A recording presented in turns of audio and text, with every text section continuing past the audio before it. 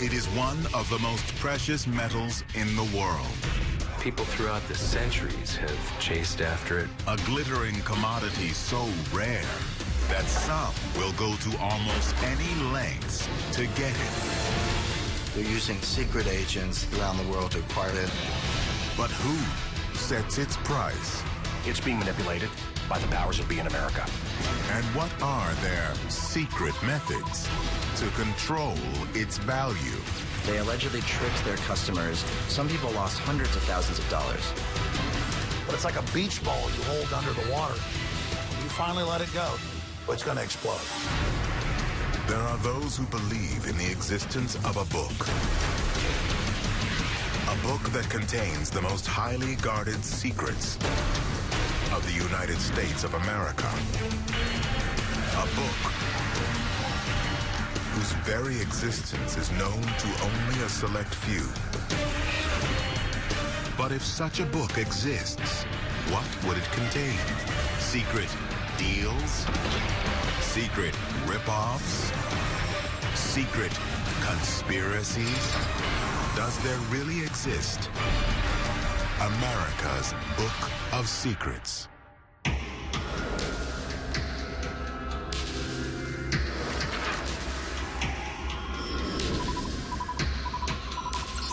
Chicago, Illinois, October 11th, 2013.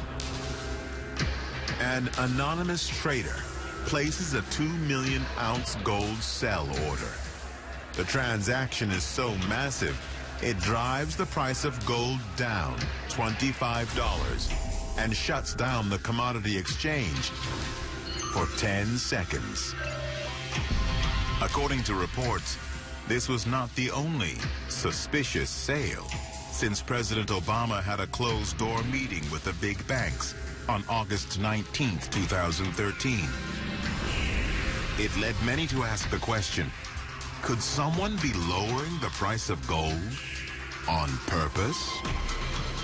There's been a lot of speculation about what happened over at the COMEX. This sale is the most recent one, where there's an attempt to force gold prices down as hard as possible in order to allow COMEX and other brokerages to grab up the gold as cheaply as possible. I don't know where the selling is coming from, but it certainly does feed the flames of the conspiracies that say they are deliberately trying to sell gold, knock the price down, because this happens with no news.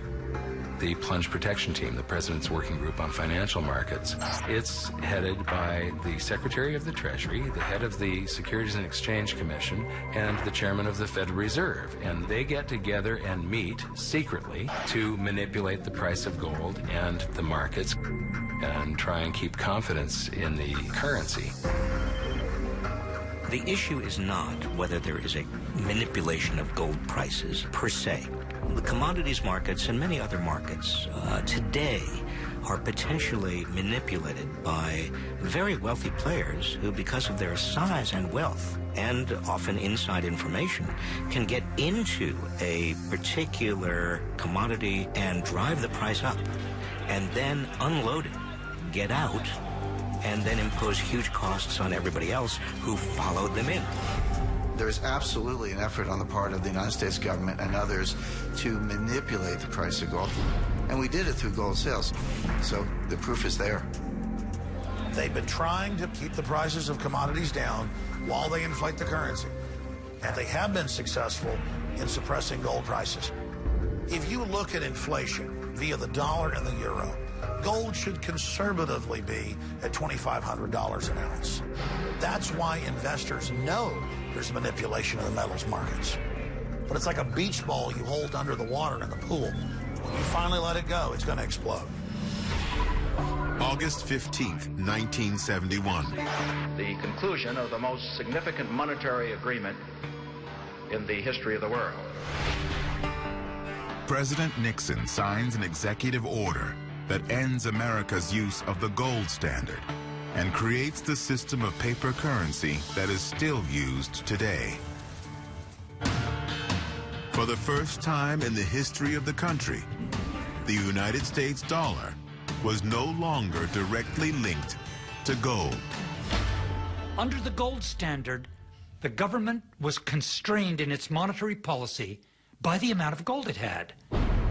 If you had X amount of gold, that meant you could have X amount of currency. The currency had to be backed by gold according to a fixed ratio. The Founding Fathers wanted to limit government, and one of the ways you limit the power of government is with a gold standard. Government can only spend money if it can collect gold and taxes. So by going off the gold standard, there's no limit to how much money the government can create, so there's no limit to the size that the federal government can grow. If you were going to put gold back in the center of the international monetary system, the price would have to be $9,000 or $10,000 per ounce in order to support world finance. The United States doesn't want that. We want a dollar system where we can print the dollar. Was Richard Nixon's shocking decision to abandon the gold standard really part of a secret plot to bolster the United States dollar? A plot that continues to this day? The biggest secret about the gold standard is that a gold standard works. America became the wealthiest nation the world had ever seen under a gold standard. Since we've abandoned the gold standard, it's been downhill. Gold has value, and the real people in control know the value of gold. And they are manipulating it, and they are buying it up as quick as they can. Some people are obsessed with return to a gold standard because they don't trust the Federal Reserve Board. They don't trust people who are appointed by politicians to effectively control inflation. And if you've got a lot of money, inflation is your enemy because inflation could undermine your fortune. Those who oppose the currency system, known as gold bugs, believe the federal government is going to destroy the American economy, and that gold is the only hedge against fiscal Armageddon. Is there really a covert war over the price of gold being waged between the government and America's gold investors? And if so, how could it affect the general public? There's definitely a gold conspiracy theory in America that gold prices are kept artificially low by the government or by Wall Street or some combination of both in order to exert more control over people's lives. So if they can keep gold prices low, they can give you more reason to invest in stocks or in currency, so then you'll have to be more dependent on them. In 2009, WikiLeaks uploaded a cable from the U.S. Embassy in Beijing, revealing that the Chinese government believed the United States was suppressing the price of gold to strengthen the dollar as the world's reserve currency, ultimately benefiting America's bankers, the Federal Reserve, and the White House. But perhaps even more shocking was the fact that the Chinese government had been secretly acquiring hundreds of tons of gold for themselves. China's using intelligence assets, military assets, secret agents, banks around the world to acquire gold. No one knows exactly how much they're acquiring, but there's a lot of gold that's sort of off the books. I actually agree with China on this one. America is manipulating gold.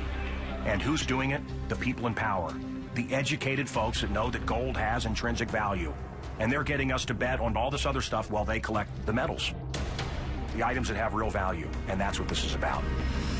Nixon ended the gold standard. But this country still has the biggest single hoard of gold on the planet. What most Americans don't appreciate is that gold certificates owned by the Federal Reserve are backed by the gold hoard. So while the dollar is not convertible into gold, some of its value still rests on this very ancient asset, of which the U.S. is the possessor of the largest single amount. Gold never loses its value. They want us to buy into paper money. They want the gold. They want us to believe the paper money has some value it doesn't. And that's the conspiracy. Is it possible the government has been secretly devaluing gold in order to hoard the precious metal for itself? And if so, how much gold does the United States really have? And where is it locked away? There are those who believe the shiny commodity is plagued by a dark secret. A secret that the U.S. government is trying desperately to cover up.